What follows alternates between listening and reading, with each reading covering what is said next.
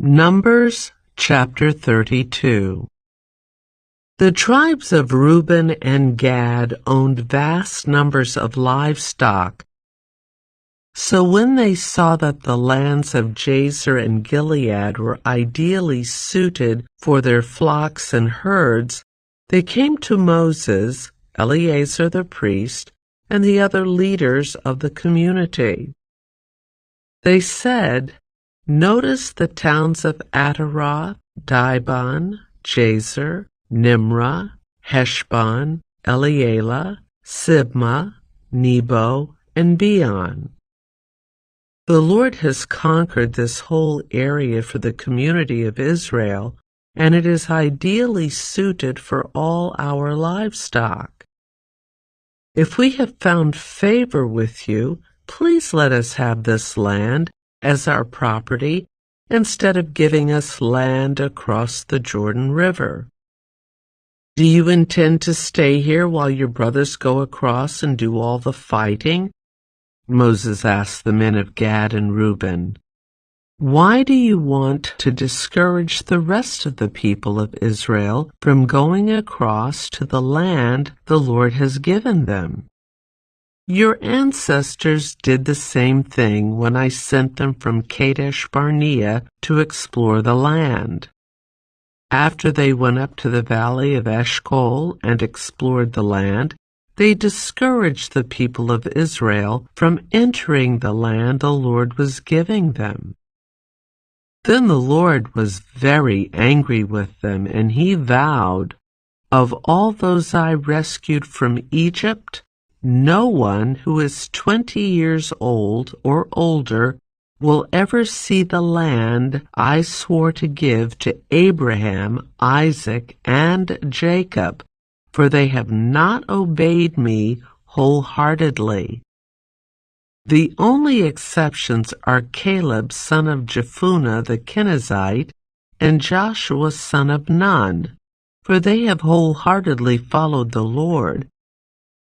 The Lord was angry with Israel and made them wander in the wilderness for 40 years until the entire generation that sinned in the Lord's sight had died.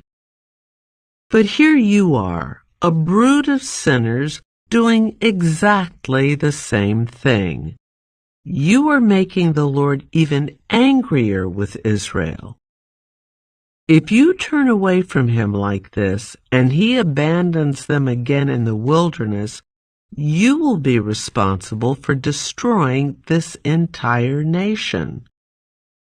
But they approached Moses and said, "We simply want to build pens for our livestock and fortified towns for our wives and children.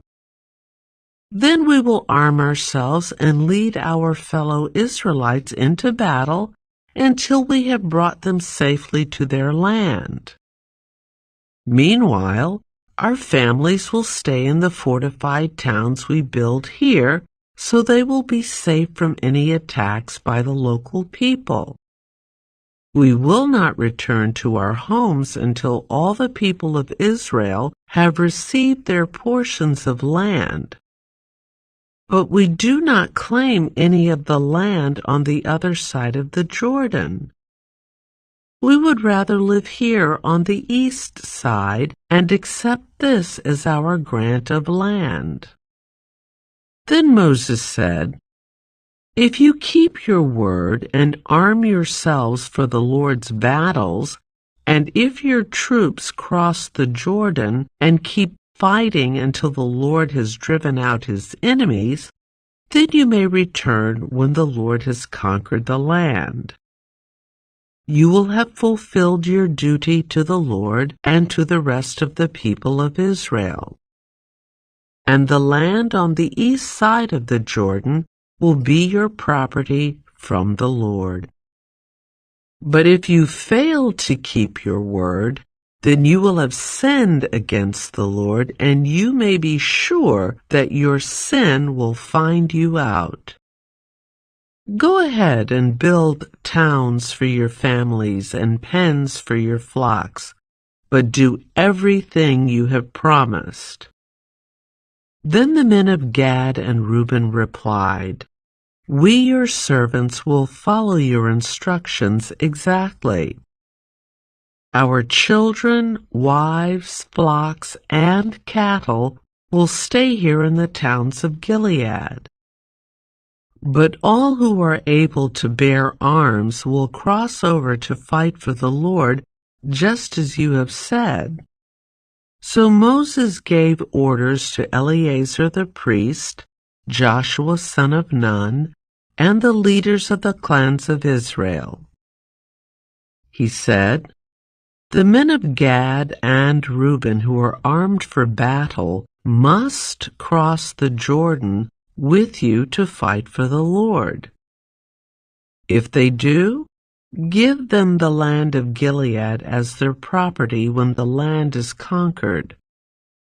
But if they refuse to arm themselves and cross over with you, then they must accept land with the rest of you in the land of Canaan."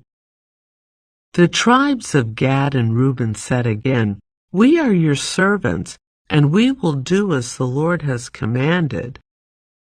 We will cross the Jordan into Canaan fully armed to fight for the Lord, but our property will be here on this side of the Jordan." So Moses assigned land to the tribes of Gad, Reuben, and half the tribe of Manasseh, son of Joseph. He gave them the territory of King Sihon of the Amorites and the land of King Og of Bashan, the whole land with its cities and surrounding lands.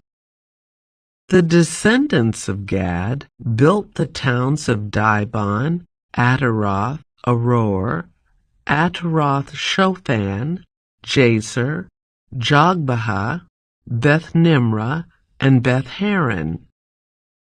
These were all fortified towns with pens for their flocks.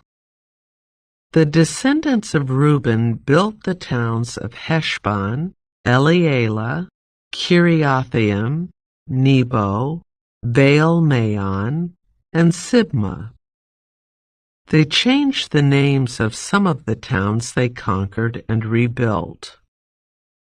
Then the descendants of Machir of the tribe of Manasseh went to Gilead and conquered it, and they drove out the Amorites living there. So Moses gave Gilead to the Machirites, descendants of Manasseh, and they settled there.